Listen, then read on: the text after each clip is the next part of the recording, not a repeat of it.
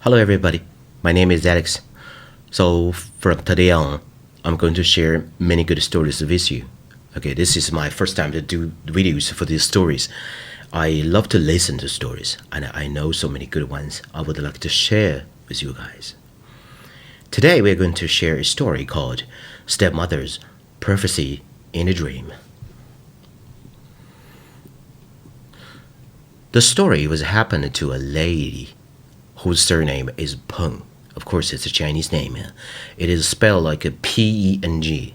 Okay, I'll let you know how to spell the names, and it's easier for you to understand, okay, or listen to the story. She is more than 80 years old, and now she's still strong and healthy. The old lady has experienced many ups and downs in her life, but this incident is the only thing that makes her feel very strange to this day, and no reasonable explanations can be found. Peng's life experience was rough. Her biological mother passed away when she was very young. Her father married again later. Her stepmother was very kind and treated Peng so well. The relationship between the two had always been very good. But around 1959, yeah, that's a very long time ago, when Peng was less than 20 years old, her father and stepmother passed away one after another. Originally, the family depended on each other, but in a blink of an eye, only Peng, a young girl, was left. What is the blessing among misfortunes? Peng's stepmother was a textile worker in a local factory in Chongqing. According to our country's policy at that time, parents were employees of a factory if they passed away or retired. This position will be reserved for the kids. Okay, yes, the children can take over their parents' positions. It is considered that the factory provided a job for Peng. So Peng became an ordinary textile worker. The factory gave her a salary, and she worked hard every day. She would support herself with this salary. It was a very hard work in a factory at that time. There were 3 shifts working 24 hours a day. The morning shift was from 6 a.m. to 2 p.m. The middle shift was from 2 p.m. to 10 p.m. and the night shift was from 10 p.m. to the next morning, 6 a.m. Yeah, that's 3 shifts in a factory. It was probably a day in 1961.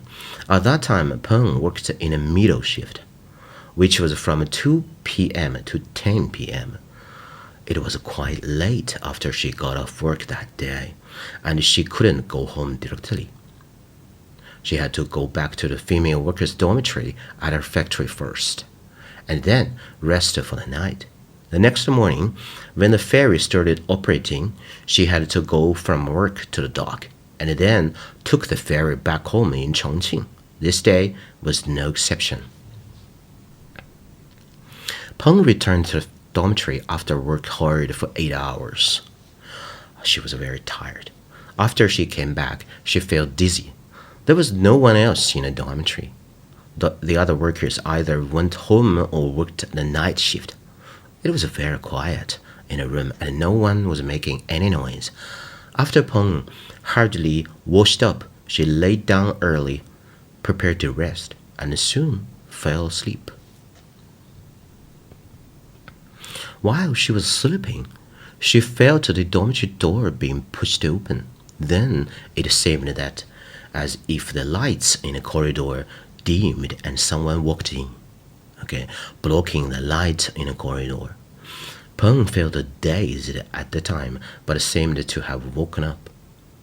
As soon as she wondered if a co-worker had returned, she did not think much about it, and felt that the lady's footsteps were heavy and walking slowly, and she walked into the room. The step seemed to stop right next to her bed. At that time, she opened her eyes in confusion, looked to the side, and was shocked. She saw her stepmother was standing next to her bed, who had been dead for more than a year. At that time, Peng's first reaction was, I must be dreaming. And then she wanted to sit up. But her stepmother waved her hand to her, meaning don't move. Then stepmother sat down on the side of Peng's bed. She had a good relationship with Peng when she was alive. So Peng was shocked when she realized that her stepmother had passed away. This was a dream about her. She was not scared when she looked at her stepmother. Peng saw that she was still dressed as before, very simple and neat, short hair. Not much changed from the original look. Stepmother was sitting by the bed, and Peng was lying on the bed. The mother and daughter started chatting together. But Peng couldn't remember exactly what they talked about at that time. But there were two topics that left a particularly deep impression on her then. The first topic was the stepmother's repeated instructions. She must work hard. She said, you must cherish this hard-won position in that special era. Everybody, it was so glorious for a person to be a worker, okay, especially a female worker in a textile company, the backbone of the republic at that time. Peng's stepmother said, before the liberation, my family was extremely poor, had no food to eat. In order to make a living, I once became an incense reader. Okay, I learned it from my teacher. I knew how to do it. So, what does incense reader mean? People who doing this job are usually middle-aged women. It is said that these people have worshipped yin masters. Okay, you know yin and yang, right? Okay, yin masters. When they are doing the job, they get a bowl of water and light an incense stick. Take gestures on the clear water, then draw symbols and mutter words in their mouth. The incense is burning, and there are incense ashes fall into the water in a bowl. So, looking at or read the shape of the incense ash in the water, okay, they can communicate with spirits, say things, and solve problems. Okay, this is called incense reader. Stepmother said that she really had no choice but to become an incense reader. But then after liberation, in a new China, these jobs were no longer possible. Peng was also very surprised because she knew nothing about this. And then the stepmother said very seriously, there's one more important thing that I need you to remember. Peng said, Mom, you see it. I will remember. Her mother said, you remember, will you go home tomorrow? If you hear someone calling your name while walking on the road, don't reply. Never, ever reply. This is topic 2. When Peng heard this, she was a little confused. What's wrong? Why? Her mother said, I cannot explain this to you now. I know that tomorrow will be a hurdle for you. You have to believe that I will never hurt you. If you overcome this hurdle tomorrow, you still have decades of good life to live, and you cannot even imagine how good your future life is. As long as you get over that hurdle, today will be the last time we see each other. But if you cannot make it through, I'm afraid we will have to meet again soon. Don't forget that her stepmother has passed away already. So, it means that if Peng replies, she will die very soon. All I can see is, good girl, remember, if someone calls your name tomorrow, never say yes. Promise to listen to Mom. Do you remember? When the old lady said this, tears came down. and Peng was a little confused in her dream. "Mom, don't cry, don't cry. I remember." As she spoke, her stepmother turned around and left. Peng said, "Mom, don't leave yet. I have something to tell you. I made a boyfriend recently, do you know? He's a colleague in our factory, and he is a very nice person." At this moment, Peng seemed to have forgotten that she was in a dream and that her stepmother had passed away already. She was shy, asking her mother for opinions on this new boyfriend. But the stepmother did not even turn around. She walked out without looking back and said, "Remember, your hobby is a teacher from Xiajiang." Xiajiang is a name of a place. Peng woke up suddenly. When she opened her eyes, she was lying on her bed and there was no one in the room. It was already early morning then. She had a dream. After waking up, Peng didn't feel nervous at all. She thought about what happened in the dream and found this plot quite interesting. She thought of her stepmother telling her that her future hobby was from Xiajiang. Oh, this is absolutely impossible. At that time, when locals in Chengdu and Chongqing talked about Xiajiang people, they had a bad impression of these people. There were no teachers in Peng's social circle at that time. How could this be possible? Okay, it's time to get up, time to go home, she thought. After Peng washed up, she left the dormitory and headed home. At that time, she lived in Yuzhong district, across the river from her factory. She had to walk to the riverside and take a ferry to Chaotianmen on the other side, and then climb more than 100 steps to Datong Street. After walking for 15 minutes, she would arrive at her home on Chopstick Street. Peng was on the way to the dock. She has walked this little street countless times, but after walked for a while today, Peng felt that something was wrong. This little street was the only way to the dock. Okay, it's already 5 o'clock and she could always meet other people. It was so strange that day she didn't see anyone else. Peng was just thinking about it when she suddenly heard an old man's voice from behind. "Peng Xiuhua? Peng Xiuhua?" This is Peng's full name. Usually, if she hears someone calling her on the way, she will definitely stop and reply, "Hey, who is it?" But on this road, the people who called her name must be her colleagues, but they were all female workers. The word "hey" came to her lips and was about to blurt out. Suddenly, she thought of the dream she had last night. In a dream, her stepmother repeatedly warned her, "When you go home tomorrow, if you hear someone calling your name, don't reply." It was talking about today. While she was thinking about it, the old voice called her name again without any tone. "Peng Xiuhua?"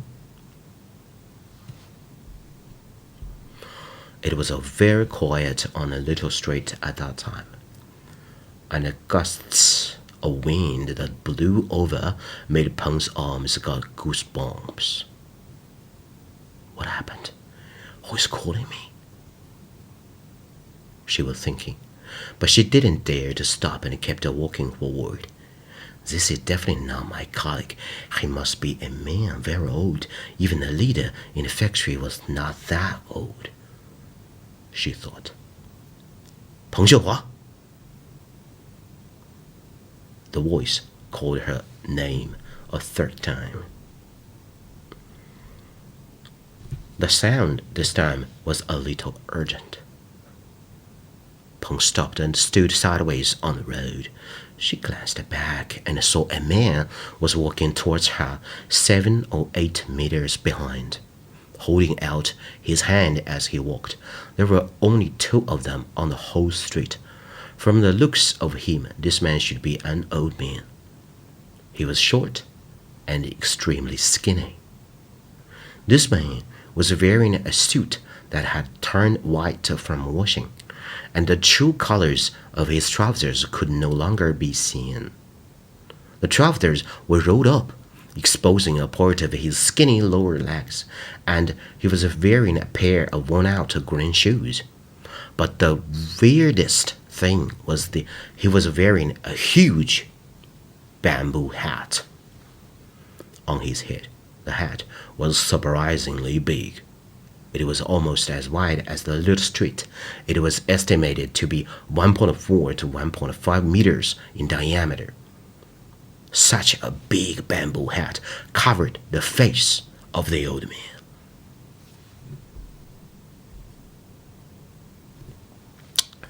Would any normal person wear such a ridiculous big heavy hat? And Peng discovered that this man's walking posture was very strange. He was walking with two legs and one hand was stretched out to point at Peng. The shoulder of his hand were stiff and motionless. This posture was strange no matter how you looked at it. How can anyone walk like this? He was walking in this very weird posture, just like a giant open umbrella, walking towards her along the street. This person said again, "朋友啊?" You just don't reply. Peng was really scared. She bit her lower lip and didn't dare to say anything. But she felt unable to move. After a while, the old man had already walked up to her. He didn't stop and walked past Peng directly. Peng was so frightened that her face turned pale. She leaned as close to the wall as possible on the side of the road, turned her face sideways, and closed her eyes. The man was very close to her and said, Someone has tipped off the news." After seeing this, Peng stared at him as he walked away. At this moment, a figure appeared on the corner in front, and a person came. Peng took a closer look and saw that it was her factory colleague, a female worker named Zhang. Sister Zhang's family lived by the river, and she should be working the morning shift at this time. Peng calmed down and called, "Sister Zhang." Zhang said, "Peng, what are you doing here? Why don't you go take the boat?" Peng did not answer, but asked, "Sister Zhang, when you came here just now, did you see an old man wearing a big bamboo hat?" She used her hands to show how big the bamboo hat was. Sister Zhang stopped and was confused. "Aren't you awake? What are you talking about? How wide is this road? I don't see anyone wearing this big bamboo hat. How can I go through this narrow road if someone's wearing such a big hat? Go home and rest quickly. You look tired."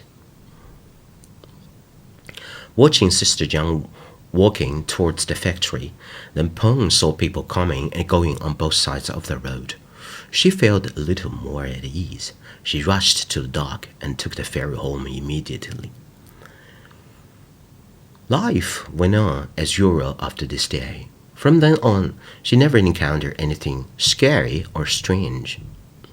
But later, the boyfriend she was talking to her stepmother in a dream broke up with her for some reasons.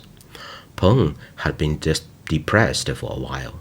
After some time, her neighbor, an old lady, said, "I will introduce you a nice young man." This lady told her some information about the young man. He was a well-educated and polite man. After they two met, Peng learned that this man's surname is Tian, Tian, Tian, and he is from Xiajiang. He was working as a Chinese teacher in a local middle school in Chongqing. As a result, once the two people started dating, the relationship developed quickly and smoothly. A year later, they married and started a family. But Peng often thinks about the strange dream she had about her stepmother. And the next morning, she saw the strange old man wearing a big bamboo hat on the roadside, and she wanted to understand what was going on. But the answer was never found. From that day on, she often thought about her stepmother, but never dreamed her again. She also thought about it more than once. What would her life have been like if she had really replied to the old man calling her name that day? Was it just a dream? If it is a dream, why did the stepmother clearly indicated her future hobby in that dream?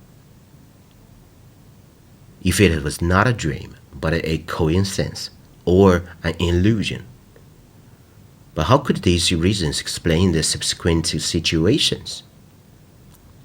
At least she did not think she could explain it.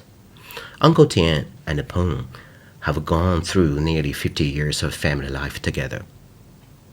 And this couple have never quarreled or had anything unhappy in their lives. Uncle Tian passed away in 2013. The next year, the year 2014, Peng brought Uncle Tian's ashes back to the Tian family's ancestral tomb yard in Suzhou for burial. So, everybody, don't reply anyone calling your name before you confirm who the caller is, especially in the evenings. Yeah, because maybe they're not human beings, right? Who want to take away your lives. Okay, that's it for today's story. Do you have any special dreams in your life? Please share what you think of this story and your stories. Thank you, everybody. This is Alex's story time, and I am Alex. See you the next time.